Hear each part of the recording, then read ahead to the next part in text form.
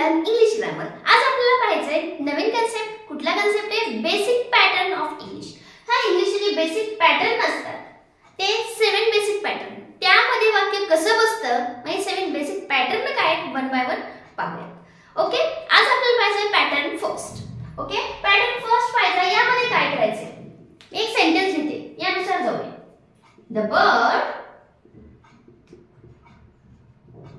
R flying. पहा, याच्यामध्ये pattern नुसार जाऊया, थोडंसं वेगवेगळे. आता इथे काय लिहिले? The birds are flying. एवढंच लिहिले. याला मी असं म्हणू शकते, the birds are flying high in the sky. In the sky. Okay, changes sky. The birds are flying. Just only this sentence एवढंच आहे. The birds are flying. इथे काय? The birds are flying high in the sky. म्हणजे या sentence मध्ये words पण वाढले. Okay, yes, सगळंच वाढले. त्याच्यामुळे काय असतं? सब्जेक्ट आहे. हो, कोण उडाले? करता कोण आहे? बर्ड्स. उडणारा, कार्य करणाऱ्याला कर्ता म्हणतात, त्याला इंग्लिश मध्ये सब्जेक्ट म्हणतात. मग इथे कोण आहे? बर्ड्स. ओके, आर काय? आपल्याला माहिती आहे एक प्रकारचं हे वर्ब आहे. मग हे काय? हो, हे पण वर्ब आहे. मग याला काय म्हणतात? त्याला हेल्पिंग वर्ब म्हणतात किंवा लिंकिंग वर्ब म्हणतात. लिंक करतात ते, हे वर्ब आहे.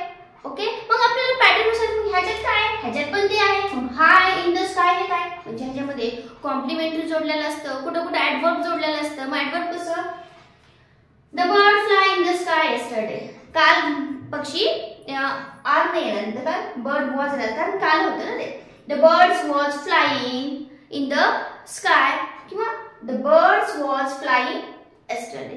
काल पक्षी खूप उडत होते, दिसत होते काल. किंवा the birds was much more असतील, एखाद्या वेळेस जास्त असतील, तर काल आपल्याला पक्षी खूप पाहायला मिळाले असं आपण म्हणू शकतो. आज काही पक्षी दिसेना, काल खूप होते.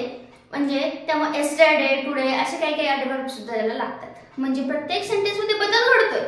हेच पॅटर्न आहेत आपल्या सेंटेन्सचे, तेच आपल्याला वन बाय वन पाहायचंय. आज आपल्याला पाहायचंय हा फक्त फर्स्ट पॅटर्न. हा पण एक पॅटर्नच आहे, तो वन बाय वन पाहूया. तुम्हाला समजून जाईल इंग्लिश मध्ये सेंटेन्स कसे तयार होते आणि त्या सेंटेन्स आपल्याला त्याचा वापर जेव्हा आपण वाचतो, बोलतो, एखादं पॅसेज रीडिंग कन्व्हर्सेशन असेल त्याच्यामध्ये कसं लिहायचं हे सगळं याचा वापर करून तुम्हाला करता येईल. चला पाहूया आता first pattern. The birds are flying. Okay, birds are flying. The birds हे झालं सब्जेक्ट. हे काय झालं? सब्जेक्ट. आर मी सांगितलं हेल्पिंग वर्ब आहे आणि हे काय? वर्ब आहे. मग ह्याला काय म्हणायचं? याला म्हणतात वर्ब. या पॅटर्न मध्ये मी नंतर अजून स्प्लिट करणार आहे याला. आर काय? फक्त आज एकच पॅटर्न पाहायचा आहे, सब्जेक्ट आणि वर्ब. हे काय? हे वर्ब आहे तेवढे दोन. आणि हे काय? हा सब्जेक्ट आहे. मग सब्जेक्ट म्हणजे काय? कर्ता. कार्य करणारा असो, बोलणारा असो, कृती करणारा. कर्ता म्हणलं की कर्ता. ओके, त्याला म्हणायचं सब्जेक्ट. मग वर्ब म्हणजे काय? क्रिया. क्रियापद असतं त्याला वर्ब म्हणतात. मग आपण लक्षात ठेवायचं शॉर्ट मध्ये क्रिया. क्रिया काय घडते? क्रियापद. आता इथे कशाची क्रिया घडायली आहे? फ्लाइंगची.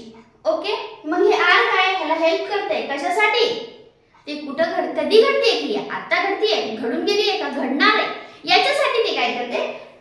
हेल्प करते, म्हणून ह्याला हेल्पिंग वर्ब म्हणतात. ओके, ह्याला अजून काही नाव आहेत, आपण वन बाय वन पाहूयात. पहा, फर्स्ट आज एवढंच पाहिजे. हा झाला सब्जेक्ट आणि हा झाला वर्ब. वर्ब म्हणजे काय? क्रियापद. वर्ब म्हणजे काय? क्रियापद. काय घडतंय, काय क्रिया घडते हे दाखवणाऱ्या शब्दाला आपण क्रियापद म्हणतो मराठीतून. त्यालाच इंग्लिश म्हणायचं वर्ब. आणि कार्य करणारा म्हणजे सब्जेक्ट, त्याला काय म्हणायचं? कर्ता. चला या पॅटर्न मध्ये अजून काही एक्झाम्पल घेऊया. त्याच्यामध्ये आता आपण सब्जेक्ट कुठला आणि वर्ब कुठला एवढंच आयडेंटिफाय करणार आहोत आजच्या व्हिडिओ. चला पाहूया one by one. The child घेऊया. The child was crying. चला मग यातला हा काय? सब्जेक्ट आणि हा काय? वर्ब. ओके, हे काय झालं? सब्जेक्ट म्हणजे करणारा. काय? क्राइंग. रडतोय कोण? रडायचं कार्य कोण करतंय? हा चाइल्ड करतोय, याला म्हणायचं सब्जेक्ट. ओके, आणि जे कार्य घडतंय कशाचं? रडायचं घडतंय ना. मग हे क्राइंग काय? वर्ब म्हणजे क्रियापद. ओके, नेक्स्ट घेऊया. द ओल्ड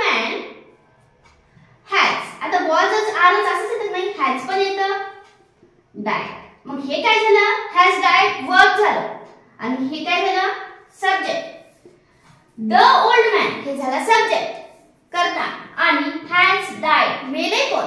हा मॅन मेलाय. कार्य कोणी घडवलं? यानेच केले. मग काय झाले? डायड. मग हे झालं वर्क.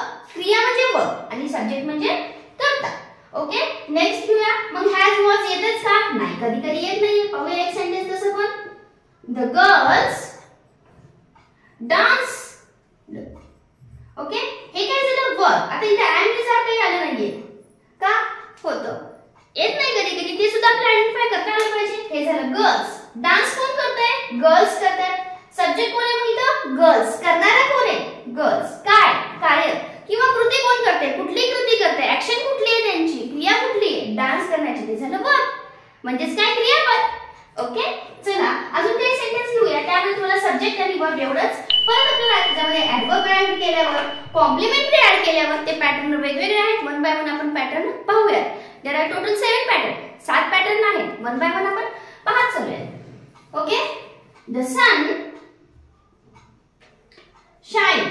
पहा, हे काय झालं? सन सब्जेक्ट आणि शाईन हे काय झालं? Verb. Sun shine. Okay, the baby